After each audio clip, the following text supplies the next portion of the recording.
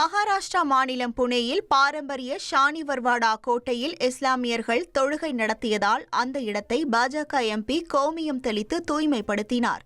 புனேயில் உள்ள புகழ்பெற்ற ஷானிவர்வாடா கோட்டையில் இஸ்லாமியர்கள் சிலர் தொழுகை நடத்திய வீடியோ சமூக வலைதளத்தில் வெளியானது. இதற்கு எதிர்ப்பு தெரிவித்த பாஜக எம்பி மேத்தா குல்கர்னி அந்த இடத்தில் தனது ஆதரவாளர்களுடன் ஆர்ப்பாட்டம் நடத்தினார்.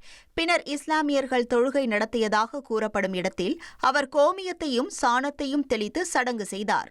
மகளிர் ஒருநாள் கிரிக்கெட் பேட்டர் தரவரிசையில் இந்திய வீராங்கனை ஸ்மிருதி மந்தனா தொடர்ந்து முதலிடத்தில் நீடிக்கிறார்.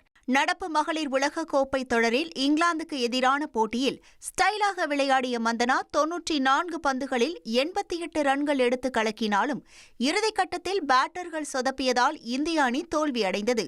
குறிப்பாக நடப்பு உலக கோப்பையில் அடுத்தடுத்து அரை சதங்களால் தரவரிசையில் 85 புள்ளிகளை கூடுதலாக பெற்ற மந்தனா 809 புள்ளிகளுடன் முதலிடத்தில் நீடிக்கிறார். இங்கிலாந்து வீராங்கனை நாட் ஸ்கைவர் பிரண்ட் 726 புள்ளிகளுடன் இரண்டாவது இடத்தில் நீடிக்கிறார். ஆஸ்திரேலிய கேப்டன் ஆலிசா ஹீலி ஒரு இடம் முன்னேறி 718 புள்ளிகளுடன் மூன்றாவது இடத்தை பிடித்துள்ளார். உங்கள் தந்திவன் தொலைக்காட்சியில் கருடா தினமும் காலை 6 மணிக்கு காணத் தவறாதீர்கள்.